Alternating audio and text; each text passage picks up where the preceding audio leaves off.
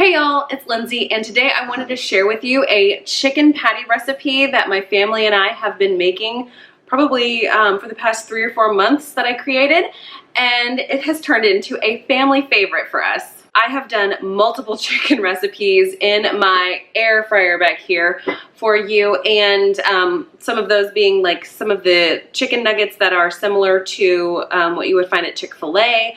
Some of them are my actual chicken nugget, fast food style chicken nuggets. These are more like chicken patties you would find in the frozen section of a grocery store to have on sandwiches. I've got a low carb psyllium husk roll right here. I did show a video doing those, gosh, a few years back. Pick an adjective. I can't pick an adjective because I can't remember how long ago I did it. But last night, we were all hungry. I was struggling to figure out what to do with a few chicken breasts that we had left over, and we hadn't had our chicken patties for about, I don't know, a month. And I said, oh, we haven't had those in forever. We need to make those. So I decided to film that for you, and let me show you what I did. These freezer-friendly chicken patties need to start off with some ground chicken. I did not have any on hand when I decided to make these, so I took some slightly frozen chicken breasts that I had cut into smaller chunks, and I pulverized them and ground them up through my meat grinder. It's an attachment I have for my KitchenAid. I know this is not a super common device to have in most kitchens, but I did have it on hand and did not want to make an extra trip to the store for ground chicken, but buying the ground chicken would definitely be a faster, easier way to make this recipe. And in my bowl, I have about 1.5 to 2 pounds of chicken.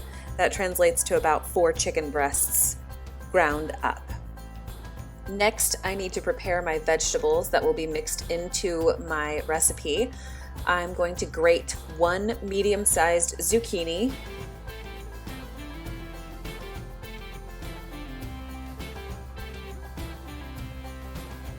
and then I will peel and grate 2 medium-sized carrots.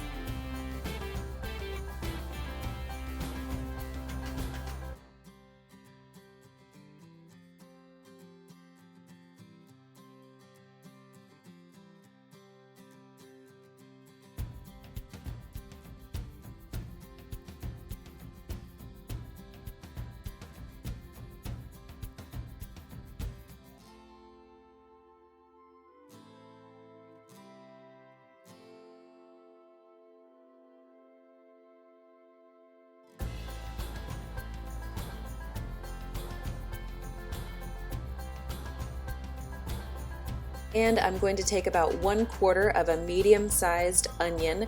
You can choose whatever color you like. I just happen to have a red onion on hand. I'm going to dice this up finely.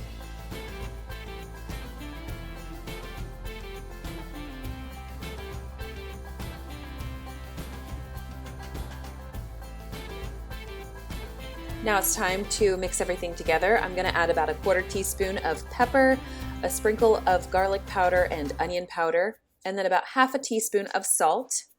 And I'm going to crack into my chicken 1 egg and start blending that in.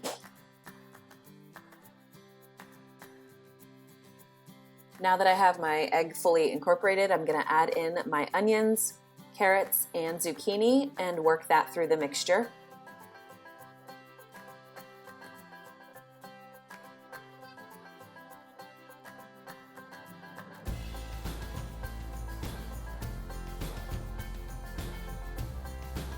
Finally, I'm going to add about 1/2 cup of my homemade baking blend to my chicken patty mixture and work that through. I like to add each of these ingredients separately so I don't wind up with a big glob of egg whites or too much of my flour in one part of this mixture. It just seems to work out really, really well, and I get even distribution of each of those ingredients.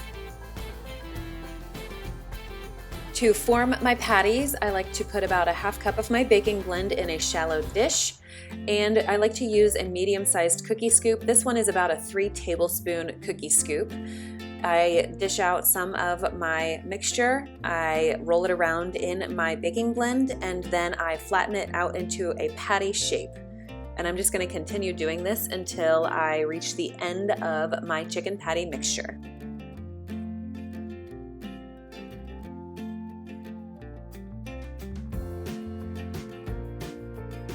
I'd like to show you two different ways to cook these chicken patties. One way in the conventional oven, the other way in an air fryer.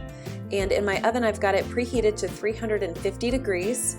And on a pizza baking rack with some parchment paper, I'm going to place these chicken patties in the oven for 15 minutes. To do this in the air fryer, I'm going to preheat my air fryer to 400 degrees with my preheat button. And once that is complete, I will place a few of my chicken patties into the basket. I can only fit about 5 in my basket. And then I will set this to cook at 350 degrees for 15 minutes as well. My oven timer is finished, so I'm going to check on these oven chicken patties. They look very pale. Do not be alarmed. Just flip them over and let them bake for another 15 minutes, and they will start to get a little bit golden. Checking on my air fryer batch, it's only been in there for 12 minutes. These are looking a little bit pale, but they are cooking much, much faster than the oven batch. And I flip each one of these little guys over so that they can get more evenly browned. And I would like to spray each of these with a little bit of olive oil so that color can just deepen. And I'll let these go for the next 3 to 5 minutes until they look golden. Heading back to my oven batch, they have completed the next 15 minutes of baking, and I'm ready to spray each of these with a touch of olive oil. And I want to broil these to get a little bit more color on them. In the oven, they tend to look a little bit more pale. It's a much slower process, but you can do a lot more chicken patties at one time. I am going to broil these on high for just a couple of minutes, keeping my eye on them so that they do not burn. And now my air fryer is complete. You can see there's a lot more golden color on my chicken patties here. These are now ready to serve. This is how we're having them this night. It's a low-carb psyllium husk roll. I've shared the video before in the past, and these are a family favorite every time I make them. They're very easy to make, and they are so good. They do not dry out because of all of those vegetables, like especially that zucchini that has so much moisture content in it that it really keeps them well hydrated. I'm going to grab my fork. Like I said, I did make these into chicken sandwiches. This was last night's dinner, so it's kind of like a leftover night. We can eat them just like this with just some dipping sauce if you want. You can make them into some low-carb sandwiches if you want. You can really do just about anything. Anything you would have done with a frozen chicken patty from the store, you can do with these guys. And they're not really like fritters. They really are more like a chicken patty that you would have as a burger, honestly, like a chicken sandwich from like McDonald's or something like that, but it's healthier and has vegetables.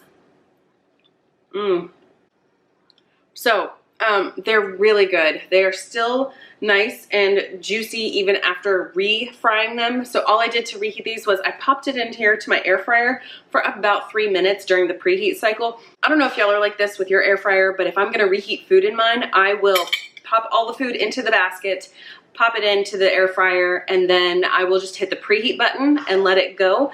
Because my preheat does only a 5-minute cycle, I am sure to not let the food go too long and burn on me, but it still needs that preheat cycle so that the actual air fryer gets up to temperature.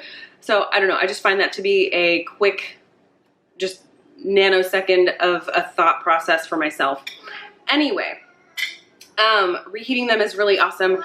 Freezing them and then just pulling out 1 or 2 as you need, and make sure you flash freeze them. Let them freeze individually, and after about an hour, maybe 2 hours, they should be solid enough to be able to put all together in a freezer bag, and then you can just pull out 1 or 2 as you need them. That is a really quick lunch whenever you are just trying to homeschool the children or head out the door or whatever. And the nice thing about them, she needs a pork rind in her hand. My goodness. You know your family is keto when... I was trying to say that these make for a really fast lunch, whether you are homeschooling your kids or you're just trying to get a ton of things done, or a quick dinner, honestly. and keep it. You don't have to have them on the psyllium husk rolls. You don't have to have them any particular kind of way. You can cut them up and turn it into more of like a crispy chicken salad if you wanted to. I'm trying to say too many words right now. My children are hungry. They want some of these chicken patties too. So I'm gonna hang it up right here. Thank you so much for joining me today. If you give these chicken patties a try, let me know. Another note on the freezing them, I probably wouldn't keep them for more than about a month or two. Just keep checking them for freezer burn. If you use one of those food savers, like vacuum sealed bags, they are going to last and like very much longer. Gosh, words are hard today. We have done all the schooling today. So they're gonna last longer if you do vacuum seal them, but just hanging out in a freezer bag in your freezer, probably like a month or two. I have not tested that to the nth degree to see if they will survive beyond that. My gut tells me they would be fine, but I don't want you to take my gut as your gospel. Oh my goodness. All right, we're gonna go have some dinner. Thank you so much for joining me again, and I hope to see you in my next video.